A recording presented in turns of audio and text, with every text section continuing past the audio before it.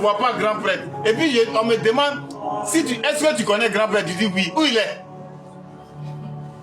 Tu vas dire quoi? Parce que tout à l'heure, allez-y demander à tous les religieux où est Jésus. Parce que Jésus a dit, il faut me connaître. N'est-ce pas?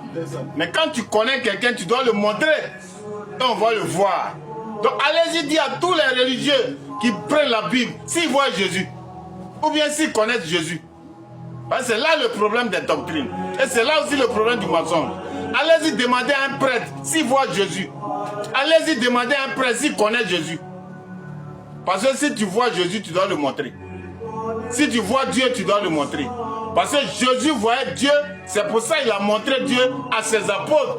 C'est parce que ses apôtres voyaient Dieu qu'on les appelle apôtres. Parce qu'ils faisaient l'apologie de la transfiguration de Dieu.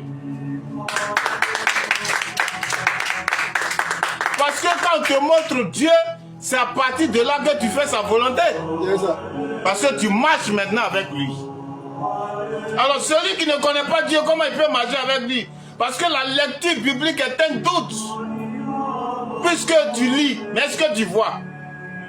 Tu parles, mais est-ce que tu vois? Parce que le pasteur parle, le prêtre parle, et on appelle ça la liturgie de la parole. Mais est-ce que le prêtre voit Dieu? Est-ce que le pasteur voit Dieu? Parce que Jésus a vu Dieu et il a montré Dieu à ses apôtres.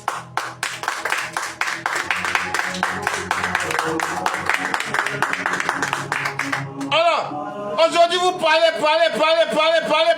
mais est-ce que vous montrez Dieu? Est-ce que les fidèles voient Dieu? Est-ce que vos fidèles voient Dieu? C'est là que se trouve le mensonge. Et c'est là que se trouve la doctrine. Parce que vous êtes des faux apôtres. Vous les religieux. Moi je suis un jésuite. Et on m'a montré Dieu. Et je montre Dieu dans la Sainte Famille.